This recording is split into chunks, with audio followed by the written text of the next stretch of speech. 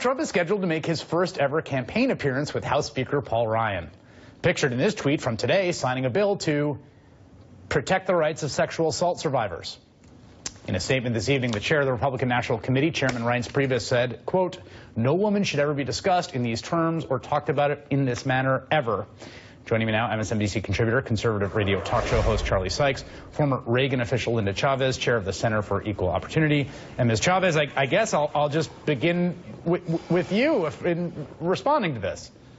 Well, I have said from the moment he announced that this man can be described in one word, and that one word is vile. And frankly, if I were Paul Ryan, I would cancel the event. Part of the problem, the reason that Donald Trump has been able to get away with what he's gotten away with, is that he's got the Reince Priebuses of the world, he's got the Paul Ryans, the Bill Bennetts, the groups around him that support him and give him cover, when he's just a disgusting man. And if he had any kind of dignity, if he had any kind of courage, he would step aside and let Mike Pence run for president, because Mike Pence is at least qualified and Donald Trump is not. Charlie, what do you think about, Ryan has tried to play this kind of arm's length game. Obviously, Paul Ryan in Wisconsin, which is where you are, he's tried to play this arm's length game. He didn't endorse, then he did endorse, but not in sort of stirring terms. Now he's campaigning with him, and he's campaigning with him tomorrow. Yeah, there's the Republicans in Wisconsin right now are at DEFCON 1. I just got a text from a very prominent Republican who said, I am in tears over this.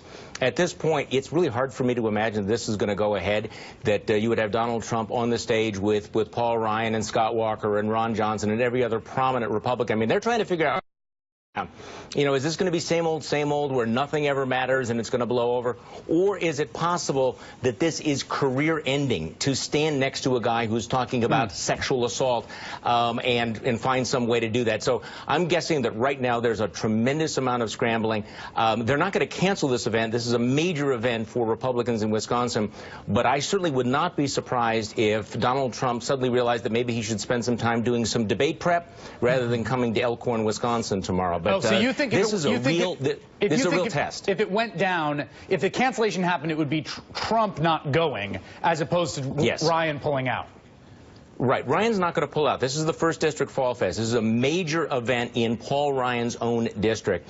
And the reality is this was something that was brokered by Reince Priebus, the chairman of the Republican National Committee. And he's going to have to fix this because he got all of his loved ones together. And here comes Donald Trump, and he's got a suicide vest on, but it's going to take out everybody. So the only way to solve this is for Donald Trump to figure out some other thing to do rather than come to Wisconsin tomorrow. And I will tell you, people around here will be very, very surprised if this takes place tomorrow, given that tape that you just played. Linda, Charlie just mentioned this idea of, will this blow over like other things have? And obviously we've been through a variety of news cycles in terms of things that Donald Trump has said or done or proposed that have been head-snapping or have inspired a tremendous amount of offense or revulsion. And he's still standing.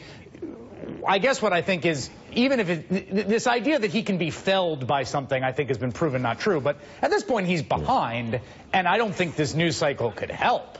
No, and Chris, it really isn't about him stepping aside. And I think that you're right that this event should not go on, but it's going to have to be the party that steps away from Donald Trump. Donald Trump is never going to give up this quest. He is not going to as I think he should. They won't do it. It's been an amazing thing to watch. They won't do it.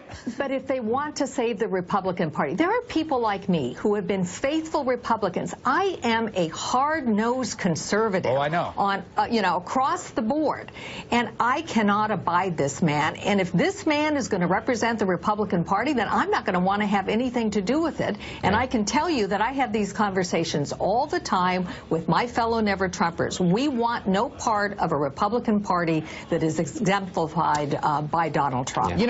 Charlie, that's why tomorrow is a breaking. That's why watch what happens, because this will be a breaking point, because this will be the distancing, the recognition that this is going to be hurting among, women, among men who know women, among evangelical Christians, and anybody with an emotional age over 9. Yeah, exactly. Yes. Yeah. Yes. Well, but so here's the thing, right? Obviously there's been, and I have to say, my own personal sort of hierarchy of these things, there's probably 50 things worse he said or proposed than this, which I agree with Linda's characterization of it as vile. There's sort of conversations that happen. I mean, I guess at one point, what does panic do, right? I mean, the only way to tangibly transmute panic would be some sort of tactical shift, essentially away from the top of the ticket from the RNC. Is that right, Charlie? Yeah, and I think that you might start seeing that very, very soon, because, you know, you do have these down-ballot races, so the conversation is going to switch very, very quickly to how do we save everybody else? How do we make sure that the stink gets washed off of the people who are closest to Donald Trump, but that it doesn't, you know, cost the Senate and the House of Representatives?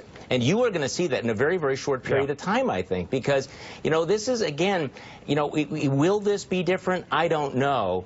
But the reality is that all of the crudity, all of the misogyny, all of the infantile nature of this guy is just out there for display. And I don't know how any politician stands next to him and justifies in any way saying, okay, yes, the man is talking about sexually assaulting women, groping women, but we should still make him the president of the United States. All right, Charlie Sykes and Linda Chavez, thanks for making some time today. I appreciate it.